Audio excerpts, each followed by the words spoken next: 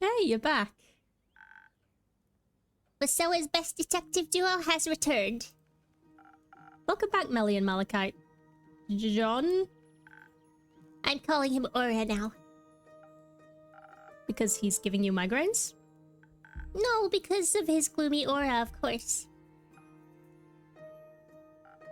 Well then, Melly, Aura, it's good to have you two back in town. I assume you were able to solve the mystery surrounding the missing familiars? Yes. With the help of my trusty assistant, I was able to figure it out. That's remarkable, I have to say. Good thing you went with her, Aura. It was a dangerous mission. Did you encounter a T-Rex? Of course not. But we were nearly burned alive. That's not what I would have expected. You must always expect life to double-cross you. I'm glad you both made it back in one piece. But I'm curious, what was the reason behind those vanishing familiars? Do I need to worry about Andu disappearing too? How about we tell you what happened to Zoford, but only in exchange for 2 free drinks? I can see you've learned a thing or two on your first big mission. Aura taught me how to be more cunning. Only the basics. No need to be so humble, you taught her well. What kind of drink would you like today, Melly? I want something, something that'll polish my investigative and deductive skills. A drink that'll make me even smarter than I am now, so no mysterious case like this will ever be unsolvable for me. Coming right up. Okay, a sparkling nebula. Easy, easy.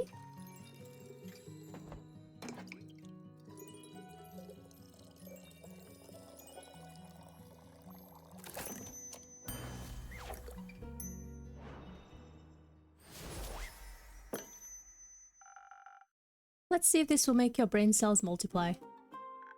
Thank you. Let me try. Oh, this is good. I can already feel it. I'm going to be completely unstoppable. Oh no. Oh yes. Initially I wanted to sit this one out, but I think I might actually need a drink now. It would be my pleasure if it means I get to hear your story. Also, I am longing for another one of your little secrets. Right, we made a deal. Correct, correct. So what will it be today? Maybe something that'll help me counter her verbal attacks now that she's linguistically invincible. So the usual, right? Give me a second, I'll be right back. One spoken heart.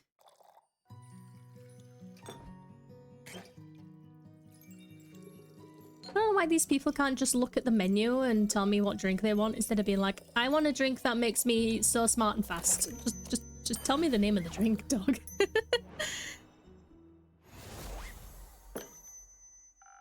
This should make things easier for you. Oh. I can see it in his face. Is it that bad? Huh? No, silly. He likes it. You can clearly see it in the way his scarf is moving. Ah, I see. My deductive skills aren't that bad after all. You think you could teach me a thing or two sometime? Of course. There will be a trio. The detective, her trusty assistant, and the curious apprentice. I like the sound of that. It's been a while since I've been an apprentice. I don't remember being asked if I wanted to be a part of this. But I couldn't have completed this quest without you. Also, being a detective's trusty assistant is an honorable duty. But I'm glad you came with me. Of course. Couldn't let you walk headfirst into the open maw of a hungry T-Rex. Did you actually encounter a T-Rex in Zoford? No, don't be silly. For a moment, I thought you just shared one of your many secrets with me. Right, I guess I owe you one of those now. My hair isn't actually all black. I can see that, bro. It's white at the front. I clearly see the streak. Anyways, But now, please, I'm dying to know what happened in Zoford. So, thanks to the golden feathers, we made it to Zoford in the blink of an eye. I don't think I've ever felt that fast in my life. It was like we had the zoomies. They helped us remain unseen, too. Thanks to your drink, we were able to sneak around the city without attracting too much attention. But those ghosts were the clue we needed. I knew we'd find something in the docks, so we made our way there. She was right.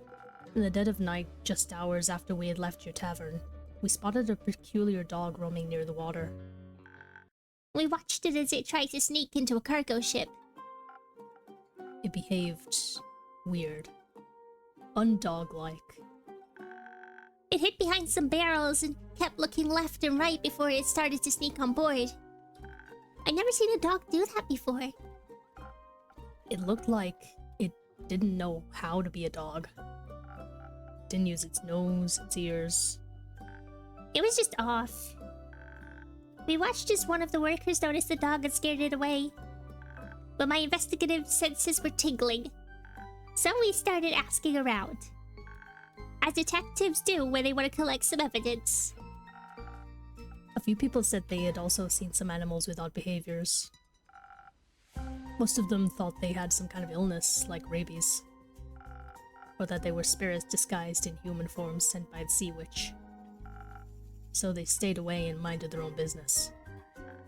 Not very high-class detective of them, but they made for fine witnesses. Apparently there's something like a weekly get-together for all of the town's familiars. We decided to check it out. And?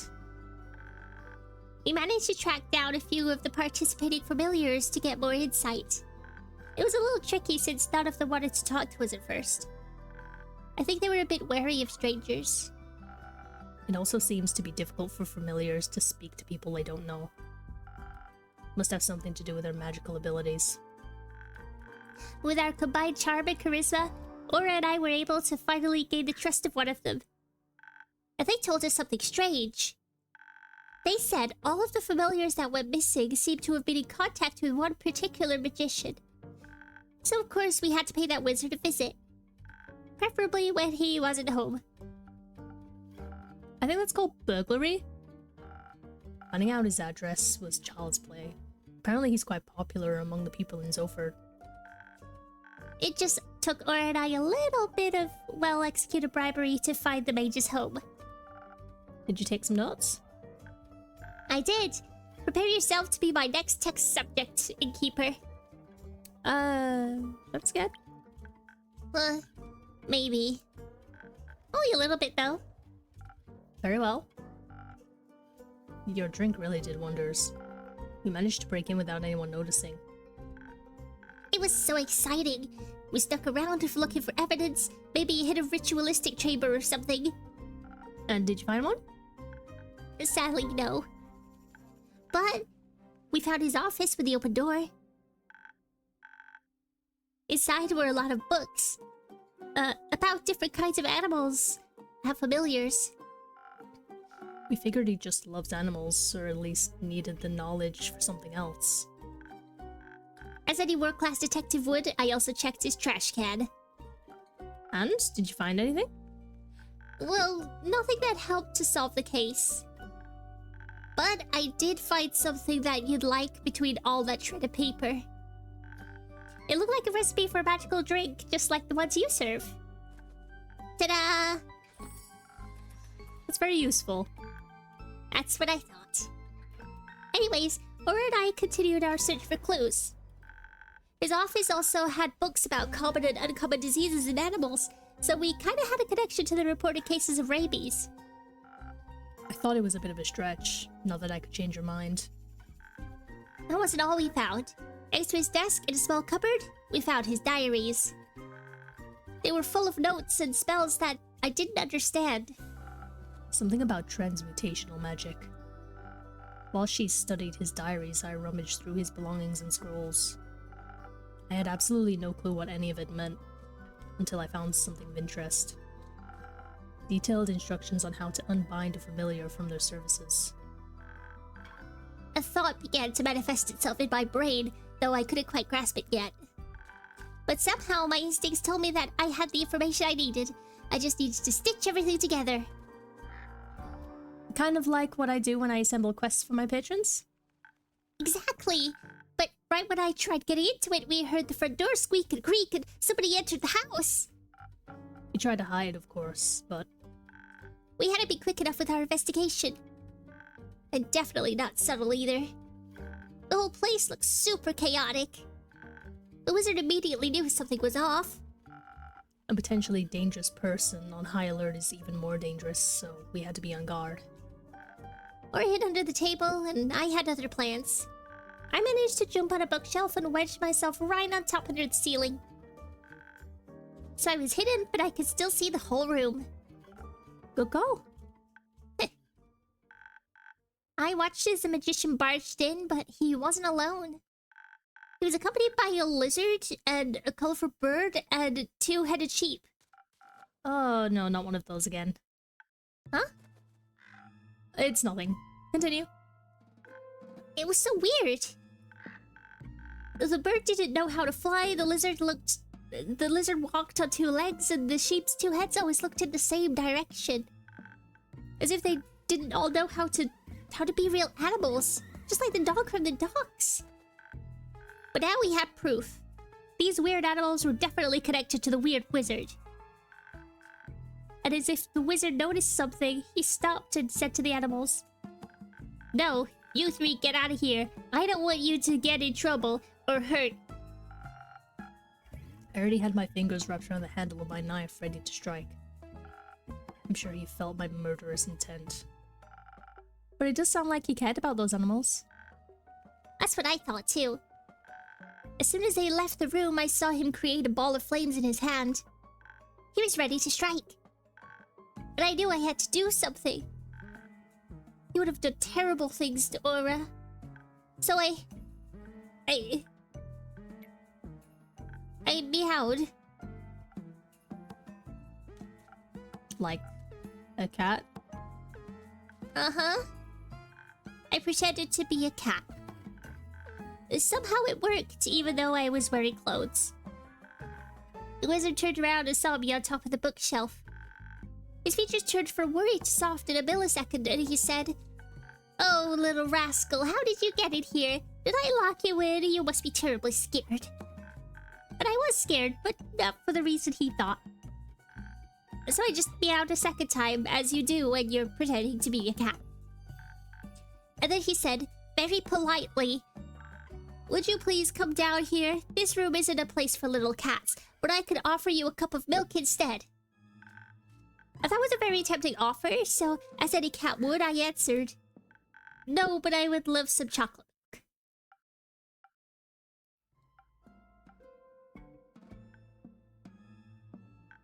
I kinda forgot that cats don't usually speak. But needless to say, his face was priceless. But then his head started to light up again. I immediately knew she was in danger, so I broke every possible rule the Thieves Guild had taught me and just popped up from underneath the table. Oh, very brave of you. Don't know if I would have been so fearless. Well, I had to. The wizard turned around. He was surprised, maybe even scared, but he was also ready to fire at me. I already saw my life flashing before my eyes. And before I could even think about it, I yelled, "We know you don't mean any harm, you're just trying to protect those familiars, right?" Apparently I hit a nerve. He stopped riding his tracks. I took advantage of that moment and tried to explain why we were in his home in the first place. I told him everything about the quest, the familiars, the weird dog. Usually I'm not very good with words, but, well, your drink definitely did what it was supposed to. I don't know how, but I think we managed to de-escalate the situation.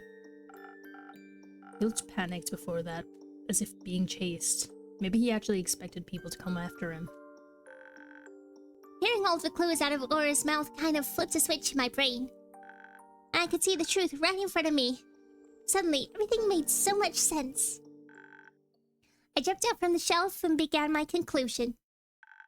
It is clear to me that you, the accused, do not have ill intentions.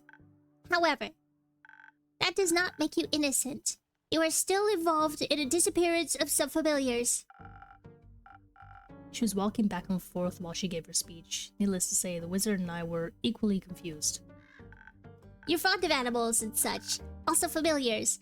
And while I don't know anything about magic, I have heard the term transmutational before. Who hasn't? Honestly, it's a broadly used term. That right there was a blatant lie. So I, the world's greatest detective, have concluded you are turning familiars into animals, or at least you're making them look like animals. You were also accompanied by some of those turned familiars, and you cared for their safety. That means they're here of their own free will. So by turning them into animals, you did them a favor. They want to be transmuted. But now their patrons and the other familiars can't reach them anymore. And they're worried that something bad will happen to them. That's why we're here. Case closed. That's pretty impressive. And you figured that out all by yourself? Yep. The magician was also really impressed. I totally hit the nail on the head. I explained again that we were just there to investigate. But that was also necessary for the familiars and their friends and families to talk to each other. The remaining familiars wanted an explanation as well as their former mages. The wizard already felt guilty for doing something behind their backs, of course. Turns out the familiars were unhappy in their dragon-like bodies and much preferred feeling like real animals. But they were afraid of telling their patrons and familiar friends, so none of their remaining acquaintances knew what had happened. Of course, they expected the worst. Why else would your friends just leave you alone and disappear without a trace? Yeah. But obviously none of them wanted to continue on like that, so we helped set up a meeting for them to talk it out. And they did. All the magicians were very understanding, if a little sad to lose their connections. The other familiars also welcomed them with open arms, even though they were just a little confused at first. They needed a while to understand why their friends wanted to be animals. But I think they got it eventually. So all in all, it sounds like a very successful quest. Absolutely. I'm glad you got to uncover the truth. Me too. The magician even decided to give us something in return for helping him. Neither of us have any use for it, so we wanted you to have it. Don't say that. It makes it sound like a bad gift, and it's not. What is it then? It's a ring of beast storing, with a lost familiar inside of it. We found it a while ago, but its patron never showed up. We named it Redo. Melina can take care of it, and I have a sheepfish, Rufus. But you have Andu, so you already know how to take care of a mini dragon. Oh, I absolutely do. You might enjoy some company. So, thank you two very much. It's so cute. I need to get back to Rufus now. He gets lonely without me sometimes. Or is it that you get lonely without him? He's my pet. I need to take care of him. Don't worry, I'm sure Fable did a good job. Though it's nice to see how much you care for your pet. He's been my only friend since my parents died a long time ago. Oh. Were they also eaten by zombies?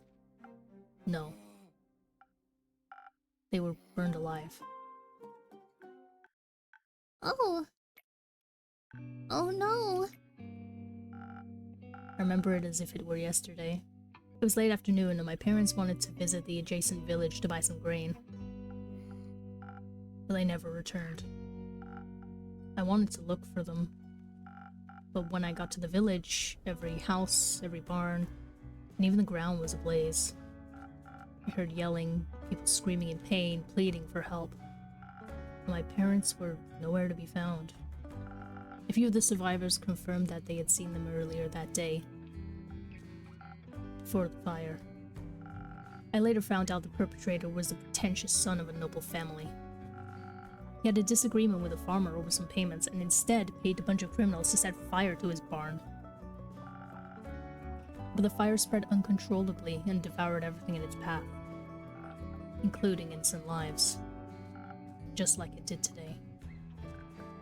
That's awful. I'm sorry, Aura. It's alright. I bottled up all my emotions and combined them into desire. For family? For revenge. Oh. But that sounds like a lonely desire, though. And you haven't found any friends since then? No. People in the Thieves Guild helped me survive, but they weren't particularly keen on friendship. So I just chose the lonely path that was meant for me. That's not very nice of them.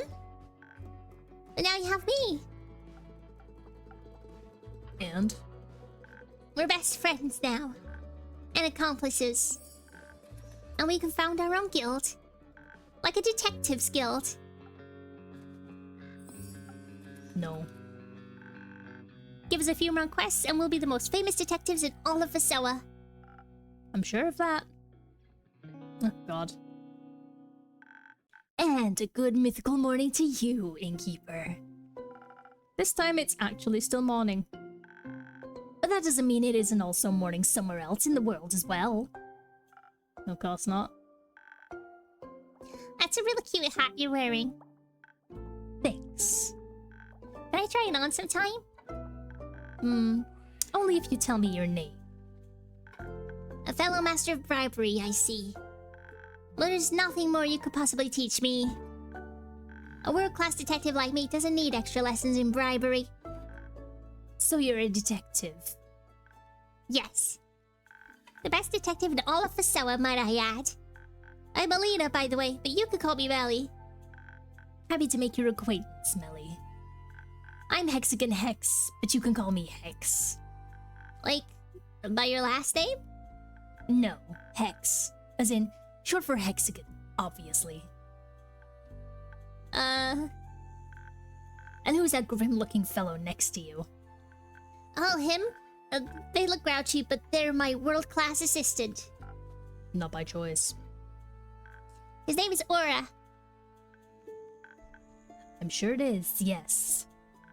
Nice to meet you, Aura. But I think you've gotten enough information out of me. Can I try on your hat now? That's a tricky one. You see, this little star pendant at the tip of my hat. Uh-huh. It classifies me as a wizard of the primordial sea. A silver one, might I add. One of Leviathan's most trusted confidants. Oh. And all of this knowledge is directly transmitted to anyone with a hat like mine. In particular, silver stars like me have access to information that, leaked to the masses, would break the order of this world. Oh, wow. But every silver star has to go through extensive mental training. Such amounts of knowledge would drive any mortal without proper training insane. No. So I can't let you try on my hat without endangering your life. And I couldn't forgive myself if I were the reason Vasoa's best detective went mad. That is very honorable of you. But I, the great detective Melina, have concluded that you, Hexagon Hex, are nothing but a bad liar.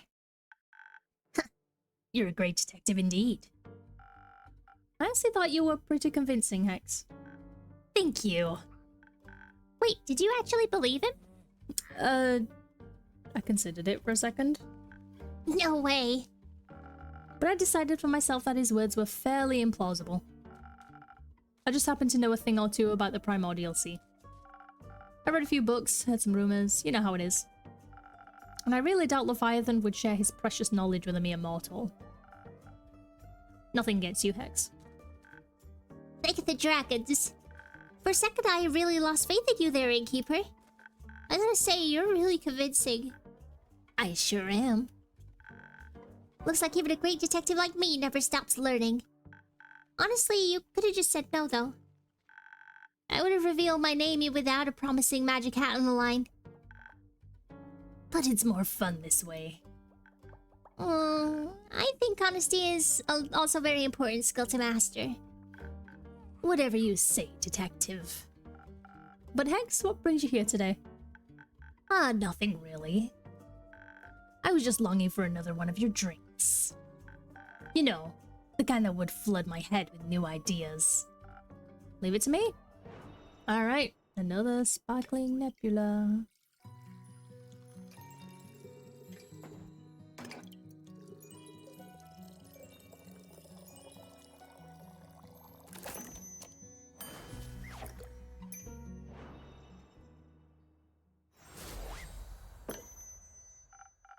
There you go, this should do the trick.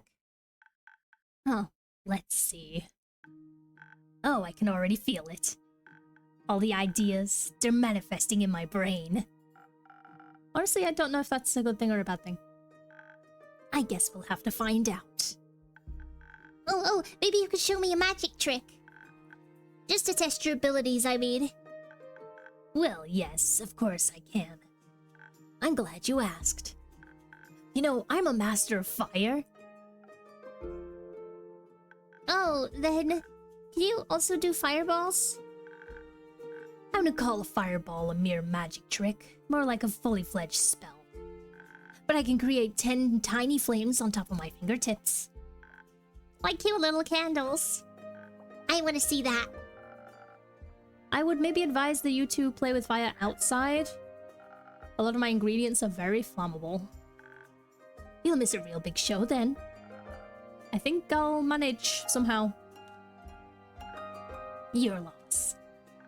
Aura, you coming as well? I'm good. Alright, Lone Wolf, you're missing out though. Certainly. See you later. Have fun.